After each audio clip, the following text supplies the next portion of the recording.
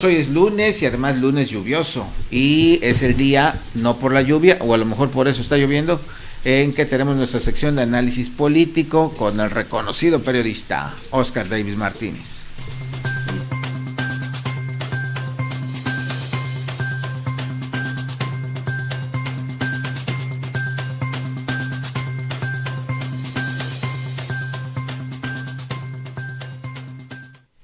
Oscar Davis, buenos días, qué milagro, por eso está lloviendo, ¿verdad? Pues ya ves, pasaba por aquí y quise venir a saludar, buenos días. Y que se suelta la lluvia, Oscar. Oye, antes de entrar en materia, ¿cómo ves esto de que está cerrada la fiscalía, pues?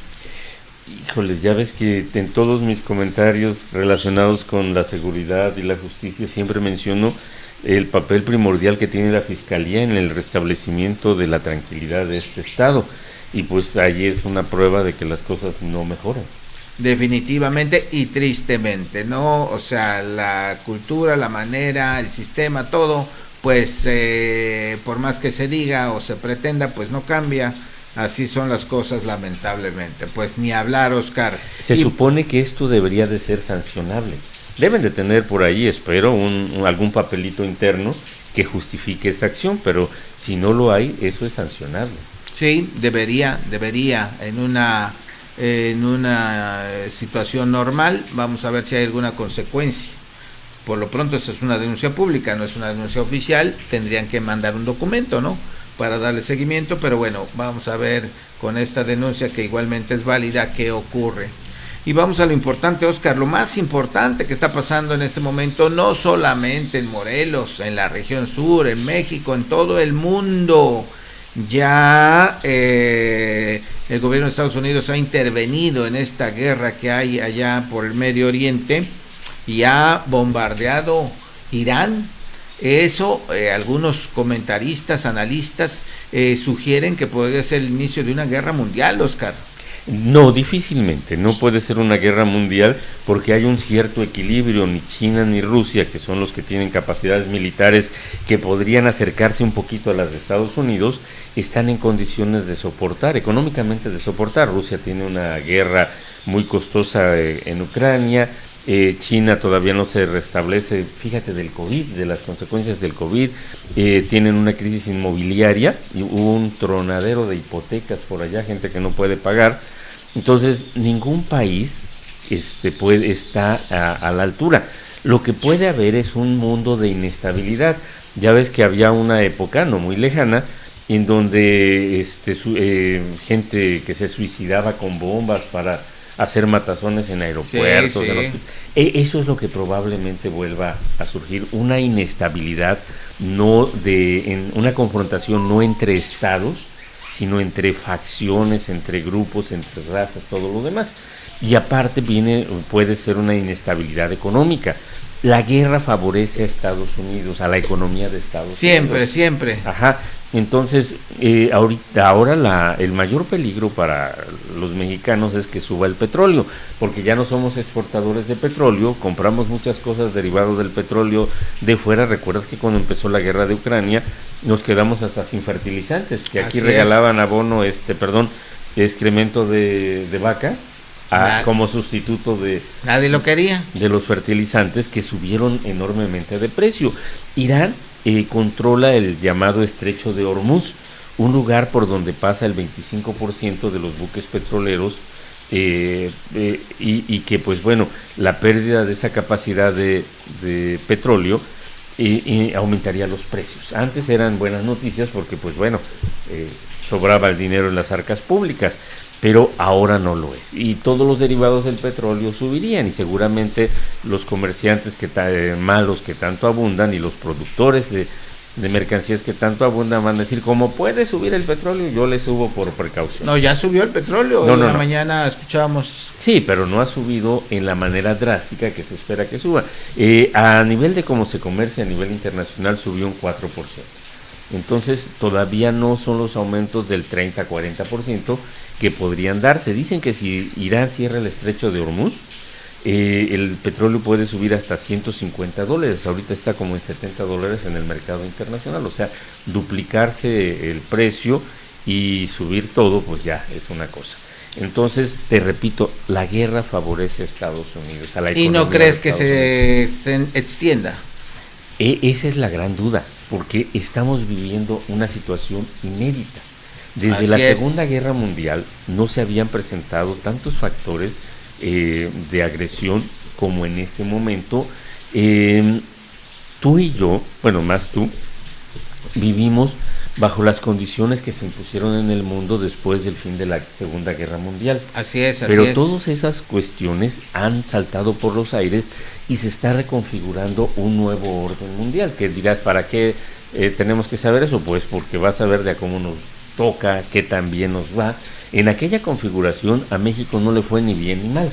Digamos que le fue un poquito mejor, porque pues tuvo la protección, entre comillas, de Estados Unidos y pudo desarrollar un mercado y lo que se dio como en llamar desarrollo estabilizador. No fue tan malo. Y participó con los ganadores, con el Exactamente. Escuadrón 201, estuvimos ahí El Escuadrón 201. a favor, peleando con los que ganaron la guerra. Y hasta puso a un personaje mexicano, ¿cómo se llamaba? ¿Cuál? El de la película de Disney de los tres compadres. Los tres caballeros. Los tres caballeros, no recuerdo cómo se llamaba Sí, el personaje mexicano. era Pepe Carioca, era José. Era un brasileño. José, el mexicano era el gallo, ¿no? José no sé qué, pero bueno. Bueno, y todo eso le favoreció. Y aquí no sabemos cuál es el grupo o el bloque que va a ganar. Ese bloque son los países que están detrás de Estados Unidos o de China o de Rusia. China y Rusia están casi iguales, no hay problema, pero no se sabe la configuración que pudiera tomar ese mundo y pues si México le apuesta mal, pues estamos hablando de que las próximas generaciones la tendrán más difícil. Si apuesta correctamente, pues bueno, ya será otra cosa, pero no se sabe porque es inédito. Es difícil hacer escenarios, se hacen con la información. Si, por ejemplo, las bombas que arrojó el viernes Estados Unidos destruyeron completamente el programa nuclear de Irán, Irán entonces está prácticamente indefenso. Así es. ¿Sabes por qué pudo destruir Estados Unidos esos instalaciones nucleares? Porque previamente no solo por eso. Previamente Israel había destruido las armas antiaéreas de Irán. Sí, si no hubieran podido bombardear con la precisión con la que hicieron. Pero no se sabe exactamente hasta dónde se va a detener Israel, por ejemplo, que está realizando pues lo que diversos países, Francia, España, no sé, son bastantes naciones los que califican de genocidio el exterminio de palestinos en la Franja de Gaza. Por un lado, Por un lado, por Israel otro, atacó Irán. ya a Siria, a Irán, Líbano, y está tratando de construir el Gran Israel, la geografía que marca la Biblia, el Viejo Testamento, que son las tierras que según esto, por mandato divino, debe ocupar ese país. Entonces, ese es el factor más importante, más que la entrada de Estados Unidos en la guerra con Irán. El factor de la actitud de Israel es lo que va a marcar el futuro del mundo. Así es, y con el respaldo de los Estados Unidos. Estados Unidos apoya incondicionalmente a Israel. Irán declaró, era su política de Estado, destruir a Israel. O sea, definitivamente Israel sí tenía que cuidarse de Irán. Entonces, al intervenir Estados Unidos, pues se supone que esa amenaza prácticamente ya no existe, porque solo las armas nucleares podrían hacer que se cumpliera. Pero no sabemos hasta dónde se va a detener Estados Unidos o lo que hizo con Irán, qué costo va a tener para los norteamericanos. ¿Qué situación está? Qué bien que refieres, Oscar, las guerras anteriores, porque pues han sido combates sin sentido, ¿no? Países invadiendo a otros con tal de quedarse con todo lo que tienen en los otros países, Primera, Segunda Guerra Mundial, pero lo que define y caracteriza a esta última es que aparecen las armas nucleares. Y como has dicho claramente, destruyen las armas nucleares de Irán precisamente para que no pueda amenazar a otro país, especialmente a Israel, su vecino. Hay que reconocer que Irán no tenía armas nucleares, sino estaba trabajando para tenerlas y destruyeron sus fábricas de uranio enriquecido. Así es, exacto. Y así como este país pequeño que no figura en el mundo por otra cosa, también estaban otros, hay otros que ya tienen armas nucleares, Oscar, como la India, como... Y por ejemplo, Corea es un país pequeñito, pero que sí tiene bombas nucleares y ese no lo tocan, ahí ni se meten con él. Así es, esto quiere decir que pues se ha transformado el panorama, el mundo ha cambiado, pero ahora las guerras serían más letales. Por ello no conviene, por ello hay una movilización ahí de la ONU, que quién sabe si le hagan caso. No le han hecho caso, a la ONU lo expulsaron, todas las organizaciones de la ONU que dan ayuda a la gente fueron expulsadas por el gobierno de Israel de la Franja de Gaza. Los países nucleares son principalmente Estados Unidos y Rusia. La capacidad, la cantidad de bombas que tienen no se compara con nada con el resto de los países nuclearizados. Luego está Inglaterra y Francia, la India y Pakistán, Israel, que no lo reconoce pero que tiene bombas atómicas, y China, por supuesto. Así es, una situación en la que todos esos países armados en un minuto pueden acabar con todo el planeta. Y bueno, lejos del desarme, al contrario, ¿verdad? Como dices, Irán, que no tenía, pues ya andaba buscándole por ahí. Porque vio que a Corea, que tiene, no le hacía nada, y esa era su intención. Pero bueno, más allá de las situaciones que estaban pasando en Irán, que efectivamente patrocinaba acciones terroristas contra el pueblo judío en todos lados del mundo. Está su huella en un atentado que provocó 85 muertos en Buenos Aires. Así es. Y un montón de actos terroristas por el resto del mundo. Pues Estados Unidos ya tiene sometido a Irak y ahora no sería improbable que también lo haga lo mismo con Irán. Esa es la parte, mira, Donald Trump llegó al poder en su campaña ostentando lemas como que no iba a meter a Estados Unidos en guerra y la iba a sacar de las que tenía. Porque efectivamente Irak y sobre todo Afganistán fueron intervenciones militares muy costosas, más que en vidas, en dinero y todo eso, y la mitad de su electorado por lo menos votó por él por esa propuesta de sacar a Estados Unidos de las guerras. Decían que Estados Unidos tenía que hacerse cargo de sí mismo y no meterse no ayudar a los demás. Entonces ahora hay una contradicción dentro del Partido Republicano, porque una parte de sus huestes pues ve que esa promesa de campaña ha sido traicionada. Pues solo nos queda observar desde aquí, y bueno, México tampoco tiene armas nucleares, nada que ver, ¿verdad? No puede ahí decir nada más que también ver y abonar para que haya paz. Conflicto, Oscar, que muy viejo, ¿verdad? Como dices, desde tiempos bíblicos, ahí esa zona del Medio Oriente, Oriente Medio y lejano, pues está en permanente conflicto. Los palestinos son los filisteos que menciona la Biblia, los palestinos de hoy. Así es, conflicto muy complejo, muy complicado de entender, de revisar. Lo cierto es que ya tenemos el conflicto bélico ya muy fuerte, y todos esperamos que no haya guerra mundial, porque yo recuerdo que hace unos días Rusia le dijo a Estados Unidos: no te metas, deja eso ahí, no intervengas. Pero Rusia lo dijo desde eso de que esos bombardeos eran inhumanos y todo, pero cuando lo está haciendo en Ucrania, sin autoridad, pues. Exacto, pero afortunadamente no solo no tiene autoridad, sino no tiene el poder suficiente para involucrarse en más de un conflicto al mismo tiempo. Podría tenerlo, pero no dura mucho. Su economía está bastante afectada. Eso es lo que nos está salvando de una guerra mundial, que nadie tiene tanta fuerza, pero Estados Unidos básicamente le quedan dos pilares para su poderío: las armas nucleares y su ejército, y las finanzas, el dólar. Así es, y hablando de finanzas, lo que se va a desestabilizar, y eso ya es un hecho, es la economía. Con esos bombardeos y demás, la economía del mundo otra vez va a cambiar. Vamos a ver cómo nos toca quedar en ya decía Oscar, un punto nada más de la guerra de Rusia contra Ucrania fue el tema de los fertilizantes. Ahora vamos a ver qué otra cosa se complica. Hoy todo está, la economía está globalizada, todo afecta. Así es que, bueno, esperemos, pidamos que no haya más conflicto allá y que con esto pare todo.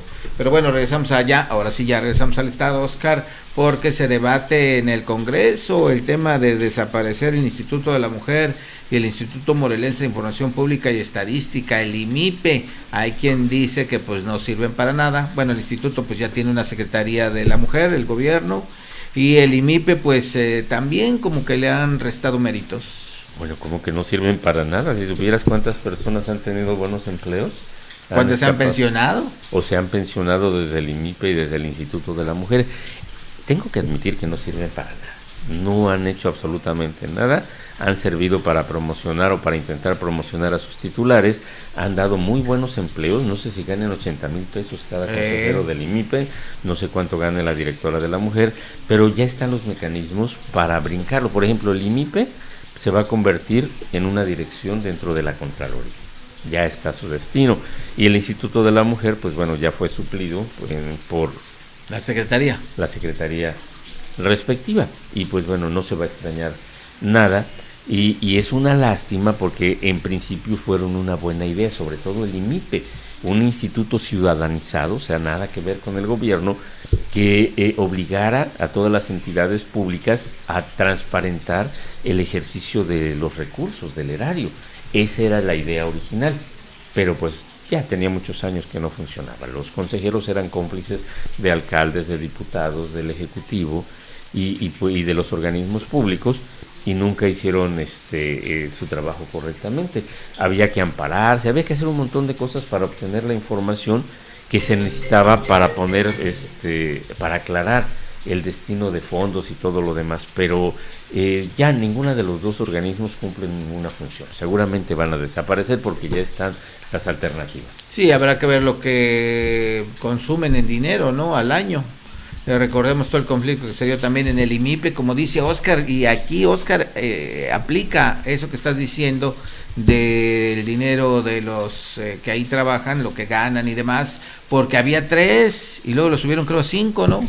Nomás por darles chamba. No, para poner, por ejemplo, al papá de los hermanos Yáñez. Por eso, nomás para darle no chamba. Era solamente, porque alguien puede decir, no, pues son 3 y necesitamos colocar a más de nuestros correligionarios o más ciudadanos talentosos, pero no era ni siquiera eso, era para que el papá de los Yáñez tuviera un empleo. Qué situación, y a la vista de todos. Pues vamos a ver qué termina. Pues hay pocos argumentos. Aquí hubo un colectivo que dijo, no, si hace buenas cosas el Instituto de la Mujer, hay que mantenerlo.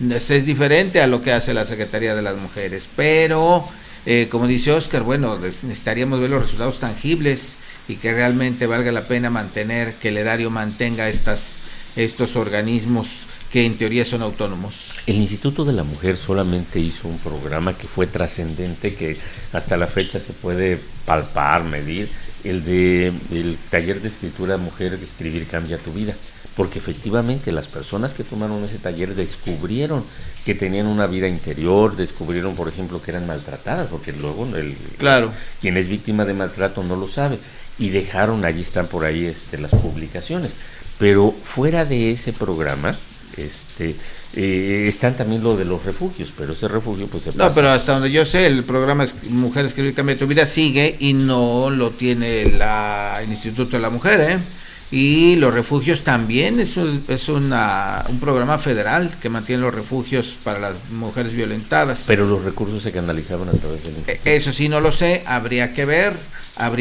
pero el programa de escribir, en efecto, ha servido mucho, se mantiene. Y bueno, ¿qué tanta intervención tiene ahí el Instituto de la Mujer? No lo sé, habrá que ver, habrá que esperar. Lo que sí podemos decir, Óscar, es lo que tú comentabas, los comunicados del Instituto de la Mujer van enfocados a la directora. Es sorprendente, ¿no? Pero la directora aparece en todos los boletines, sus fotos, es la figura principal y no hablan más de ella que lo que hace el instituto. Pero bueno, seguramente los diputados están analizando esto, valorarán y ya determinarán, y esto será dentro de pocos días ya. Así es. Bueno, y otra cosa interesante que se dio durante tu ausencia pues forzada, que no pudiste acompañarnos, fue la situación que se dio en el Tribunal Superior de Justicia. Más de 20 sesiones que se realizaron y nada, no hubo presidente hasta que llegó el Congreso, y digo, bueno, pues que esto se acabe, y pusieron a Juan Emilio Elizalde. Fíjate que hace unos días tuvimos aquí al licenciado Armando Malpica, amigo personal de Juan Emilio Elizalde, platicó de él, su perfil y eso, pero ¿tú qué opinas de la presencia de este hombre que estará pues apenas 2 años en lo que se renueva el Poder Judicial en Morelos.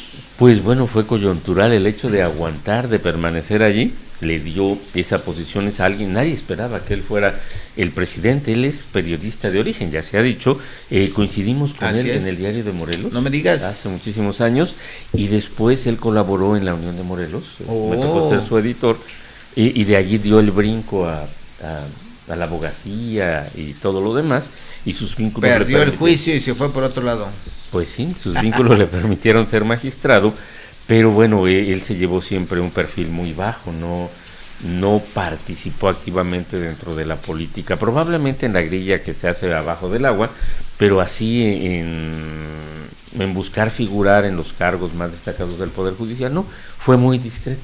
Pues entonces, sí, ni sabíamos que existía. Llegó por su calidad de decano, o sea, ahora sí que por edad.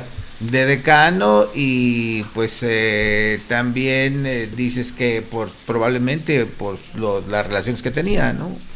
Y lo que le toca hacer está condicionado por su visión. Él podría querer aprovecharse del cargo como todos sus antecesores, o podría querer trascender y dejar una huella que vaya más allá del simple ejercicio de un puesto. Él tiene la posibilidad de, en esos 2 años, es un tiempo bastante importante. Muy corto. No, pero es importante también, y él puede hacer los cambios que se requieren para dejar un poder judicial más moderno de lo que ahora es. Por ejemplo, buscar que se aprueben los cambios legales para digitalizar más la justicia, porque todavía se le pueden hacer muchas cosas, y bueno, para arreglar todo lo que deba de arreglarse después del tiradero que le dejaron. Pero si opta simplemente por asegurar su futuro personal, pues también lo puede hacer, pero no quedará. ¿Tú te acuerdas de cómo se llamaba la presidenta del Tribunal Superior de Justicia anterior al que se fue? La presidenta, no me acuerdo. ¿O la anterior? Bueno, yo puedo ubicar a Rosas, que estuvo ahí en el cargo, a ¿quién más? Al que fue rector de la universidad también, pero pues ya tiene años, y eso porque han estado... Ajá. ¿Ese cuál fue? ¿Cuál fue ese? Este cuate, como García Rubí. No, nunca fue rector. No fue... No, fue director de la Facultad de Derecho. Okay. Fue gobernador también, pero no llegó así. García Rubí, probablemente Bello Espíritu. Rosas Pérez, Ricardo Rosas Pérez, Nadia Olivia Lara Chávez, más o menos dejó un recuerdo, pero el resto se han borrado. Entonces, Juan Emilio Elizalde Figueroa tendrá que decidir cómo quiere ser recordado. Eso que me gusta cómo dices eso, Oscar, porque es decisión de cada quien. Tienen el poder y la capacidad. Bueno, supongo yo que tienen la capacidad, el poder sí, porque ya ves que lo último que hemos escuchado del tribunal es que metieron a su familia, que se está peleando el presidente. Bueno, hasta en tribuna se pelearon, pues. Pues esa es la referencia que tenemos del Tribunal Superior de Justicia en Morelos, y eso por decisión de quien está ahí al frente, porque él puede hacer eso, puede ponerse a golpear o a insultar o a descalificar, o puede empezar a construir. Así es que vamos a ver qué decide Juan Emilio Elizalde. Bueno, y finalmente, hablando del Poder Judicial, ¿qué te pareció? No habíamos platicado de la elección del Poder Judicial. 10% solamente eligió al nuevo poder, que dicen, pues viene a cambiar todo el sistema judicial en nuestro país. Definitivamente. Y fueron intrascendentes estas elecciones, fue un gasto enorme para el resultado. Tienen legalidad, porque pues la tienen. Pero lo más importante es ver cómo repercute en la sociedad esta elección, o sea, los que van a tomar posesión, que fueron electos sobre todo porque lograron acarrear votos, más que por su capacidad, por sus conocimientos, su experiencia, todo eso, pues hasta dónde nos van a llevar. Me llama la atención que el aspirante a ministro, se me olvidó, Sorela. Sorela Castillo. Sí. Antonio Sorela logró 400,000 votos a nivel nacional, que no son cualquier cosa. Pero realmente fue intrascendente, y me da miedo que esa intrascendencia haga que dejemos de ver el papel que van a jugar quienes salieron de esa elección. Así es, nos viene ahora lo más importante, definitivamente coincido, y aquí lo comentábamos, Oscar, eso de llevar acordeones para elegir en la boleta, pues se ve que era todo dirigido, ¿no? Que ya tenían a sus favoritos y alguien había atrás de esos votantes. También fuimos testigos de los acarreos, también fuimos testigos pues de los votos, después nos enteramos ahí de los votos nulos, de la gente que no supo cómo votar, que fueron muchísimos también, y al final muy pocas personas eligen a quienes van a ser, se dijo, la gran reforma, nada de corrupción, nada de preferencias, justicia imparcial, y nada de favorecimientos a personas no gratas. En fin, yo lo veo complicado porque además quedaron los que decía el acordeón, afines además al gobierno en turno. Sí, si acaso fue una sorpresa que Lenia Batres quedara en segundo lugar, así es. Quedara en segundo lugar. Pero igual va a ser presidenta porque cuando termine el otro sigue ella. Bueno, eso sí. Cuando en España terminó la guerra civil y Francisco Franco con su golpe de estado se impuso en el gobierno, hizo una depuración terrible a fusilamientos, no es así de quítate ya, renuncia, no. Exíliate con tu riqueza, no, fusilaba, se exiliaron los que pudieron, los que escaparon de la muerte, entonces todo quedó vacío, había que volver a poner personas y él hizo juez, magistrado, lo que sea, a quien sea, o sea, ni siquiera a sus amigos porque no tenía tantos amigos para todos los puestos vacantes y cualquier persona se cuenta, este es bueno para fusilar, va a ser juez. Así entonces, y pues la justicia de España estaba sujeta al mejor postor y todo lo demás. Y ya se reformaron, ya son modernos, lo que sea, pero me da la impresión de que una parte de esa historia se ha repetido aquí en México. Y a mí no se me olvida lo que dijo López Obrador cuando estaba en el cargo, dijo, qué difícil es ser juez, que nomás tienes que ser un buen hombre bueno, no necesitas más. O sea, un Salomón nada más. Imagínate, era lo único que pedía López y bajo ese criterio se fue a la elección que hoy ya tenemos, que es una realidad y que todavía no ha sido todavía calificada ya de resuelta, todavía. La primera es la de los que van a la Suprema Corte, ¿no? Esa ya pasó, ya fue aprobada. Otras todavía no. Vamos a esperar. Bueno, Oscar, pues muchas gracias por haber regresado aquí, compartido tus puntos de vista. Que tengas excelente semana. Igualmente para ti y para todo el público de Cadena Sur.